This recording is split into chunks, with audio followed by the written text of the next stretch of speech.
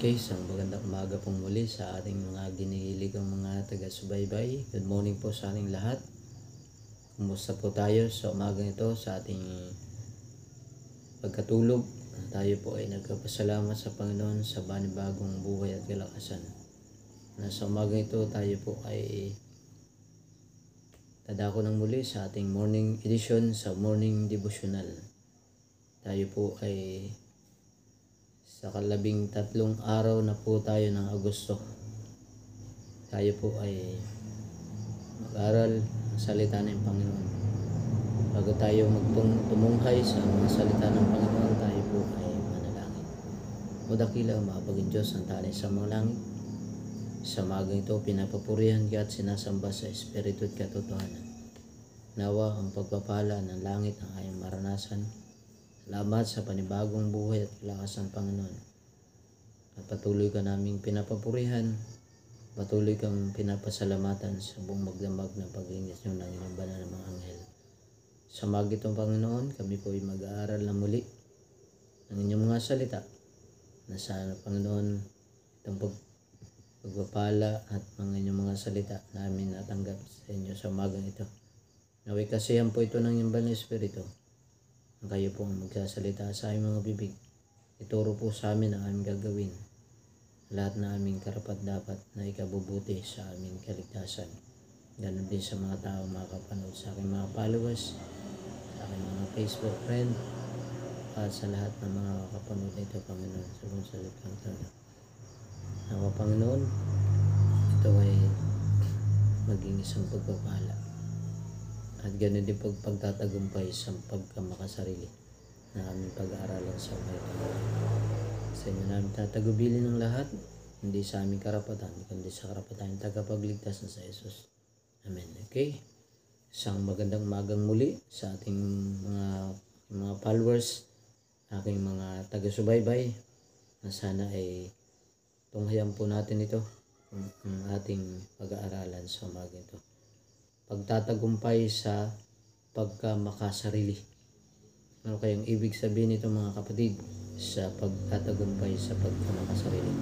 Atin pong basahin ang ating text na nakita po sa 1 Korinto Kapitulo 10 versikulo 33. Ito po ang sinasabi kung paanong sinisikap kong makapagbigay lugod sa lahat ng mga tao, sa lahat ng mga bagay, na hindi ko hinahanap ang aking sariling kapakanan, kundi ang sa marami upang sila'y maligtas. Ito po pala ang ating K-text na sinasabing pagkatagumpay sa sarili. Hindi lang po sa sarili niya, kundi doon po sa mga kapakanan ng ibang mga tao, na sila po'y magkaroon din ng kaligtasan sa ikararami ng mga tao. Kaya sa umaga ito, tayo po ay magpapatuloy sa ating pag-aaral. Ang sabi po rito sa ating pag-aaralan, mayroong umiiral sa mga puso ng marami sa elemento ng pagkamakasarili na kumakapit sa kanila gaya ng kitong. Matagal nilang sinasangguni ang kanilang mga sariling kagustuhan, kanilang sariling kalayawan at kaginhawaan na hindi nila nadaramang may pangangailangan ng iba sa kanila. Ang kanilang mga kaisipan, plano at pagsisikap ay para sa kanilang sarili. Nabubuhay sila para sa sarili. Hindi nililinang ang makatwirang mapagbigay na kung gagawin ay madaragdag at magpapalakas hanggang maging katuwaan nilang mabuhay para sa kabutihan ng iba. Ang pagkamakasariling ito ay dapat makita at mapagtagumpayan dahil ito ay malalang kasalanan sa paningin ng Diyos. Dapat silang magsagawa ng isang lalong natatanging malasakit sa sangkatauhan. At sa paggawa nito, dadalhin nila ang kanilang mga kaluluwa sa mas malapit na kaugnayan kay Kristo at mapupuspos ng kanyang espiritu. Ano pat sila'y nakikilakip sa Kanya na may matibay na pagsisikap na walang makapaghihiwalay sa kanila mula sa kanilang pag-ibig. Ang taong ang karanasan ay pinakamaliit na kinaiinggitan ay yaong nagsasara ng kanyang mga simpatiya sa kanyang sariling puso. Yaong mga nagkakamit ng pinakamabuti sa buhay, nakakadarama ng pinakatunay na kasiyahan ay ang mga tumatanggap upang makapagbigay. Yaong mga nabubuhay para sa sarili ay palaging nangangailangan. Dahil hindi sila nasisiyahan, walang Kristyanismo sa pagsasara ng ating pakikiramay sa ating mga makasariling puso. Dapat tayong magdala ng liwanag at pagpapala sa iba, sa buhay ng iba. Pinili tayo ng Panginoon bilang daluyan kung saan ibinabahagi ang kanyang mga pagpapala. Dumarating ang panahong ang mundo ay mayayanig ng parito at matitinag na parang isang dampa. Ngunit ang mga kaisipan, layunin at mga gawa ng mga magagawa ng Diyos, bagaman ngayon ay hindi nakikita, ay mahayag sa dakilang araw ng huling kabayaran at gantimpala. Ang mga bagay na ngayon ay nalimutan ay mahayag bilang mga saksi alinman sa pagsang-ayon sa pagpaparusa, pag-ibig, paggalang, pagsasakripisyo. Hindi mawawala ang mga ito kapag binago ang mga pinili ng Diyos mula sa kamatayan hanggang sa kawalang kamatayan. Ang kanilang mga mata ay gawang kabutihan, ay nahayag at maingatan sa paglipas ng walang hanggan. Kaya sa umagang ito mga kapatid, ang pagtatagumpay sa pagkamasarili, hindi lang po sa pagkamasarili ito, kundi doon po ang iniisip niya po yung hindi para sa sarili lamang niya, kundi iniisip po natin dapat yung kapakanan din ng iba. Doon din po sa nakakarami na upang sila ay maligtas.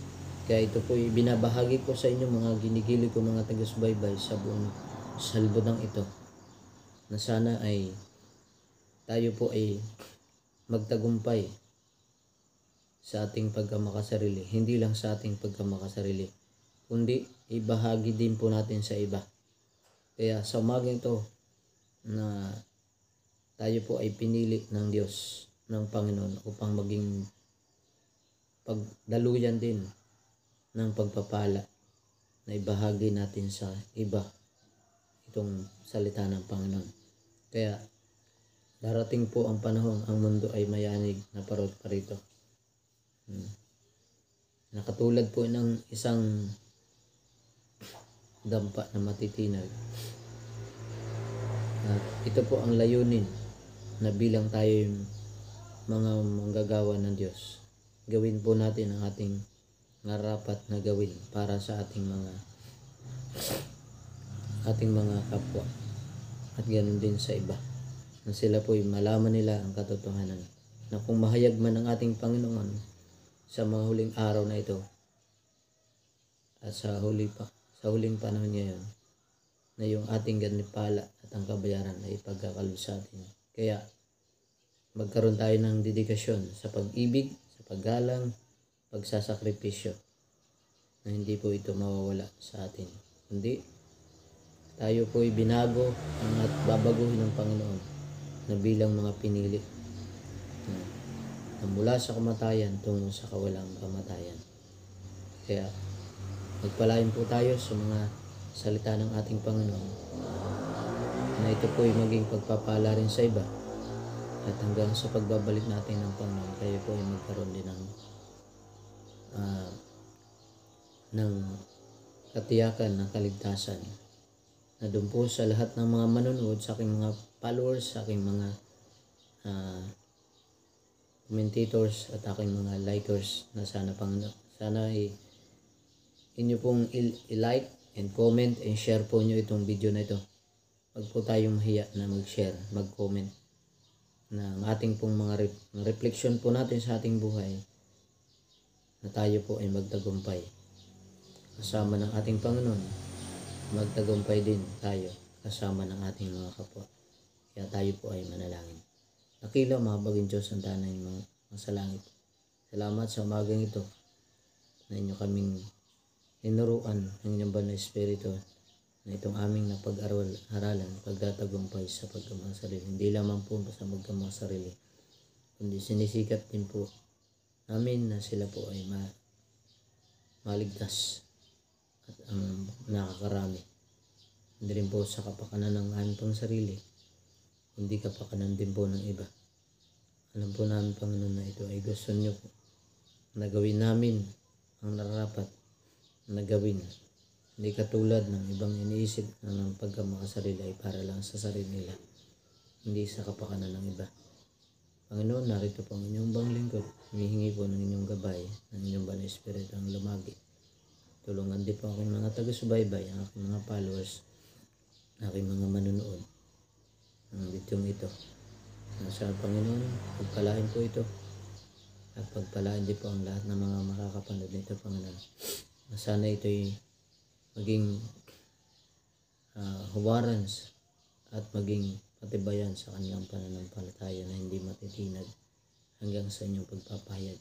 Narito ang mga banglingkod, Panginoon, humingi ng kapatawaran sa lahat ng mga pagkukulang, pagkasala. Ingatan din po ang mga mahal sa buhay, mga magulang, mga kapatid. Alak na si Alicia Pay Arnaldo, palaking po siya na may katalinuhan. At ganoon din po, palain po ang lahat ng mga tao sa buong sanlibutan ito. Ingatan po sila ng kanilang mga tahanan ay maging masaya. Hanggang sa inyong pagbabalik, Panginoon, maraming kaluluwa ang madalas sa inyong banal na labanan sa pamagitan ng pag-aaral ng inyong mga salita. Ito'y may bahagi din po sa iba. At i-share po nila ito. Alam po namin ito na hindi kami karapat dapat sa inyo, pagkat kami puno ng pagkakasala. Nagpapasalamat kami sa inyong pag-ibig na inyong ginawad at inyong inako ang aming mga kasalanan sa pangalan tagapagligtas na sa Jesus. Amen. Okay, isang magandang umaga pong muli sa atin. Tayo po ay pagpalain ng ating Panginoon hanggang sa muli nating morning devotional sa ating morning edition sa kinabukasan. Tayo po ay sumabaybay sa ating araw-araw na pag-aaral ng salita ng Panginoon. Magandang umaga pong muli sa atin. Bye-bye. Thank you for watching.